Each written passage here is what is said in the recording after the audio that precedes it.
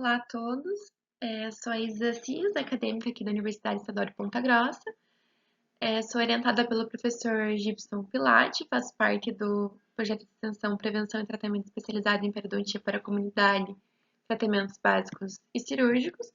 E hoje eu vou apresentar um relato de caso intitulado Cirurgia Periodontal para Correção Estética em paciente com erupção passiva alterada bimaxilar. Bom, para isso é importante a gente relembrar que a erupção dentária compreende duas fases: a erupção ativa, no qual o dente emerge na cavidade oral, e a segunda fase, que é a erupção passiva, que é caracterizada pela migração apical do tecido mole que cobre a coroa do dente. Se a erupção passiva não progride, sendo atrasada ou não acontecendo, a margem gengival mantém uma posição coronal, cobrindo mais o dente.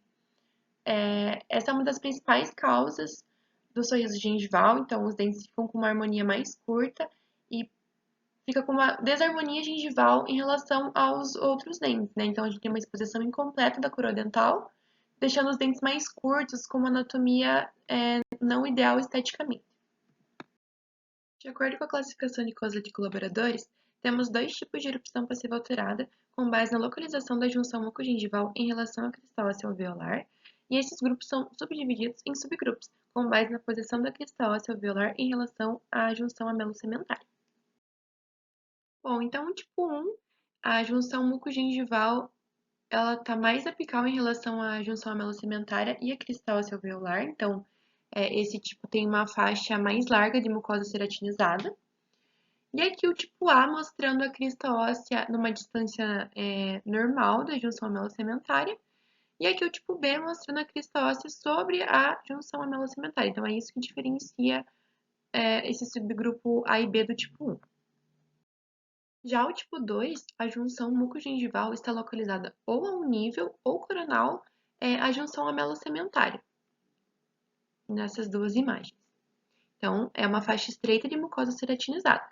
Em relação ao subgrupo, aqui temos uma distância normal da crista óssea e aqui a crista óssea sobre a junção amelo-sementária.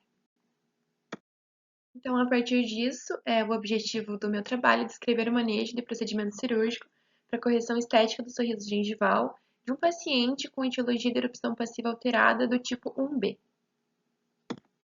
Então, o paciente é um paciente do sexo masculino, de 19 anos, ele procurou a nossa clínica do projeto de extensão com o queixo de ter um sorriso infantil, ele queria aumentar os dentes, deixar mais harmônico o sorriso, e a partir da nossa avaliação clínica, vimos que se tratava de uma erupção passiva alterada do tipo 1. A gente consegue ver a faixa mais larga de mucosa ceratinizada.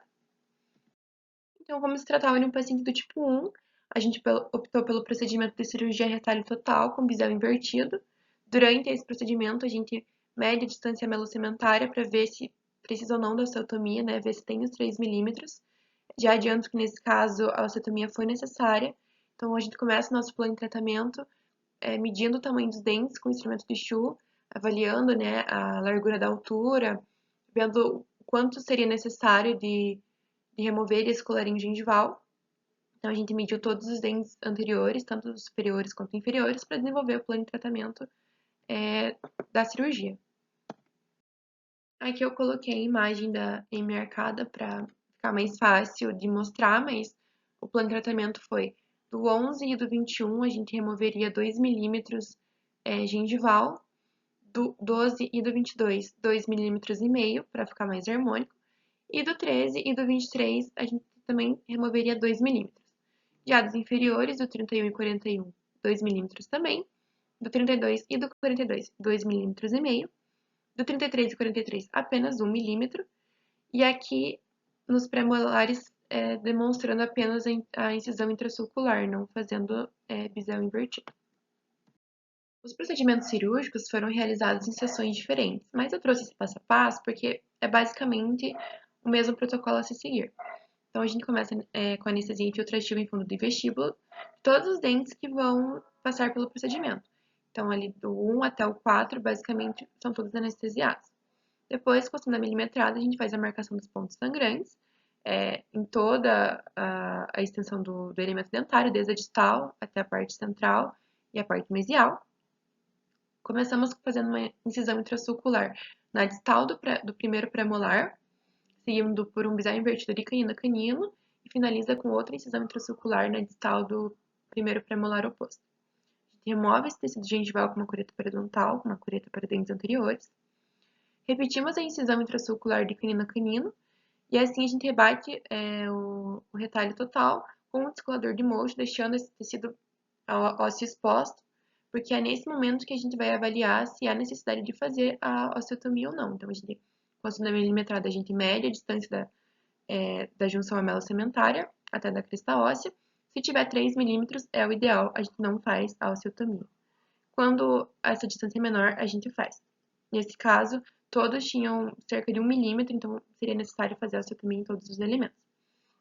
Nesse caso, a gente fez a osteotomia com a broca diamantada 1014 e com microcinzéis. Depois disso, a gente reposiciona o retalho no lugar original e faz uma sutura suspensória. Aqui eu trouxe uma imagem do colarinho gengival superior removido. Aqui a gente realizando a osteotomia com broca 1014 e a osteotomia depois fazendo um refinamento com o microcinzel de Yoshimbi. Aqui no quadrante inferior, a gente realizando a osteotomia com a broca, também foi feito o refinamento com o microcinzel de Yoshimbi. E aqui uma foto da sutura suspensória, que é essa que passa por trás do elemento e volta. Aqui uma imagem do antes e aqui uma imagem depois da cirurgia superior, com 7 dias de pós-operatório. Aqui ainda não tinha sido feita a cirurgia do quadrante inferior.